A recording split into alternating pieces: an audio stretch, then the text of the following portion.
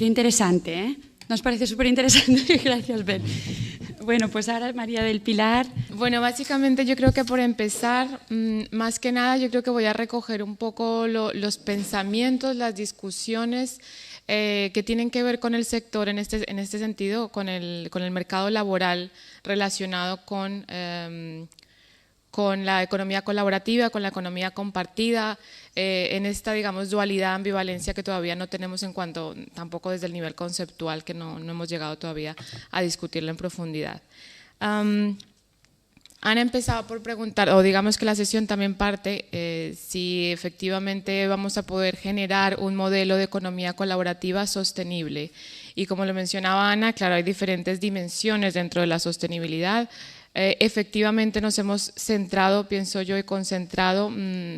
en la parte más económica, en la dimensión económica, en este caso de la sostenibilidad.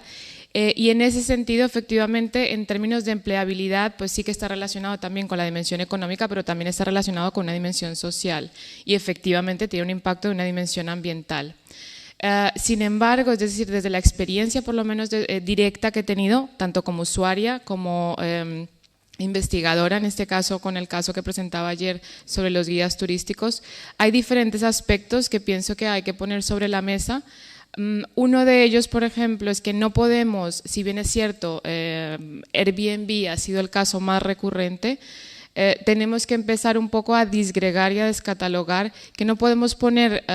en el mismo saco todas las empresas, o bueno, todos los productos, llamémoslo así, o todos los fenómenos que están surgiendo dentro de la economía colaborativa y analizarlos de la misma manera. De hecho, Bell también, pues dentro de su exposición, nos ha dado también un overview de diferentes, una manera general de los diferentes aspectos y fenómenos que se están dando en la economía colaborativa. En ese sentido, por ejemplo, Bell planteaba,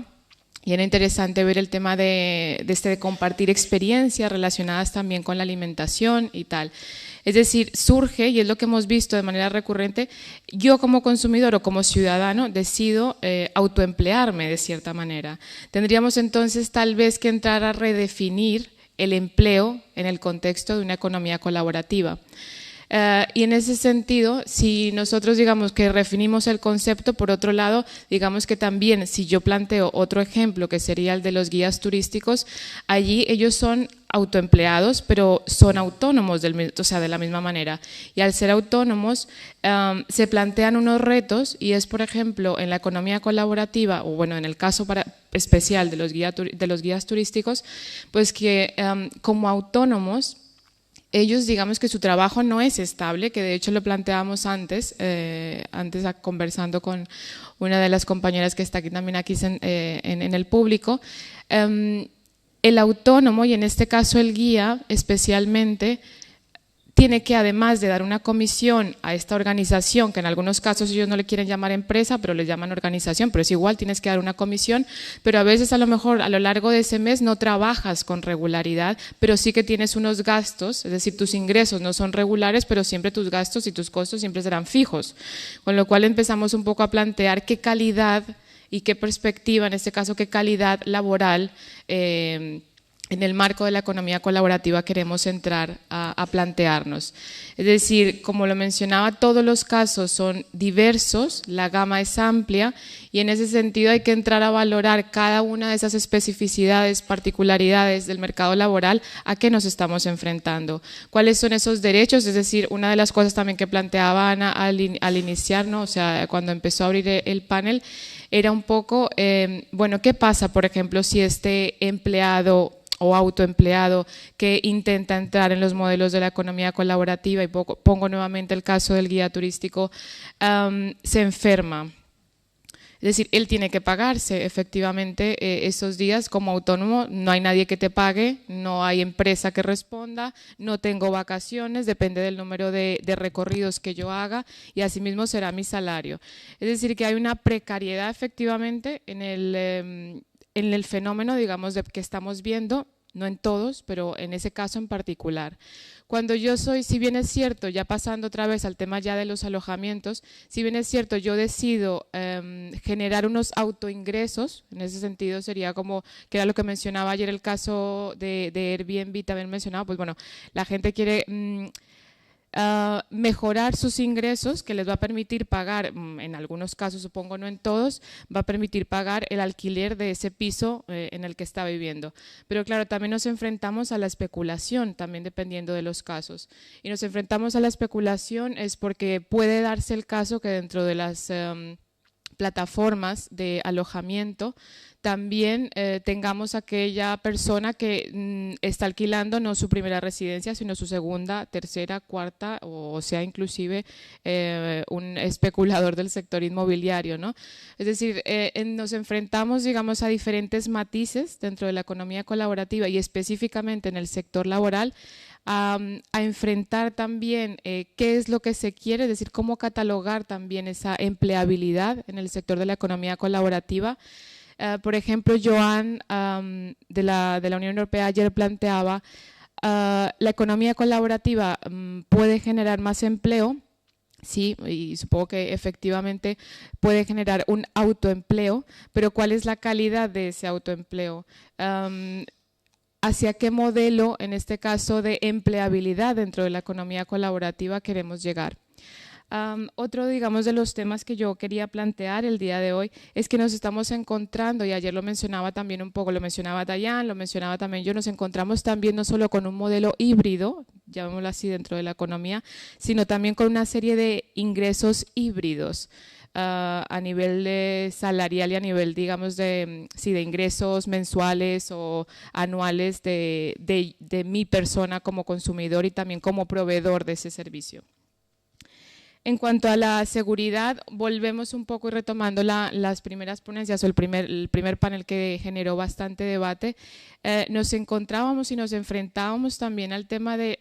no tenemos, digamos, una seguridad, hay que proporcionar seguridad tanto al que provee, pero también como al que participa, al consumidor de ese servicio. En este caso, si planteamos el tema de las experiencias en el marco de economía colaborativa, como puede ser ir a la casa de alguien, cenar y pagar, claro que era también lo que mencionaba antes Juan en su primera ponencia. Claro, ¿qué pasa si yo me intoxico con este alimento? Es decir, tengo una seguridad en ese sentido, alguien va a responder por esa intoxicación que yo estoy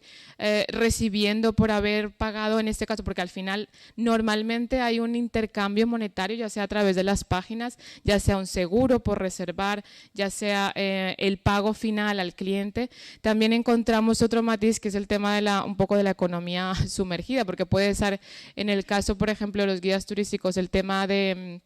las propinas, hay un punto en que ellos controlan el número de personas que tienen el recorrido, pero yo si no he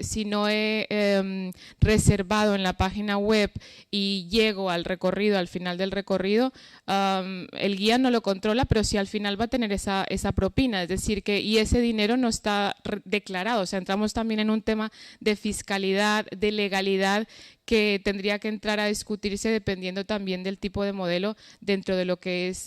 lo que estamos viendo ahora en cuanto a economía colaborativa. Finalmente, o sea, ya un poco para cerrar, que no me quiero extender, es que sí lo que podríamos decir a modo también de conclusión, que sí que evidenciamos dentro de la economía colaborativa, del sharing economy, es que todos de cierta manera nos estamos volviendo emprendedores, o sea, todos podemos ver un modelo de negocio, y de hecho ayer un poco trabajando el tema en el workshop, todos al final teníamos una idea de negocio y todos podíamos y nos creíamos capaces de generar un modelo de negocio dentro de la economía colaborativa. Entonces al final esa perspectiva, volvemos un poco al tema del mercado en los modelos tradicionales industriales en los que se ha creado la economía, el modelo capitalista, un poco lo seguimos repitiendo de una u otra manera. O sea, creo que ninguno ayer, bueno, se planteaba un poco de si había transacción monetaria o no, pero de los 3 ejemplos que realizamos en el workshop, 2 incluían una transacción monetaria. Entonces es curioso, nuestra estructura mental nos sigue planteando en un modelo capitalista de mercado puro y duro, llamémoslo así. Y yo básicamente sí que quisiera, yo luego al final un poco de debate también, de discusión en torno a esos desafíos que nos plantea. ¿Puede ser la economía colaborativa, la perspectiva laboral efectivamente sostenible en el futuro? bueno, tenemos que entrar a valorar esos matices y esas diferencias dentro de los modelos que se están presentando en la economía colaborativa, pero también entrar a discutir qué modelo es el que vamos a querer en cuanto a esa sostenibilidad social, ambiental y económica. No sé si me he pasado un poco de tiempo. Muy bien, gracias. Adiós, Pilar.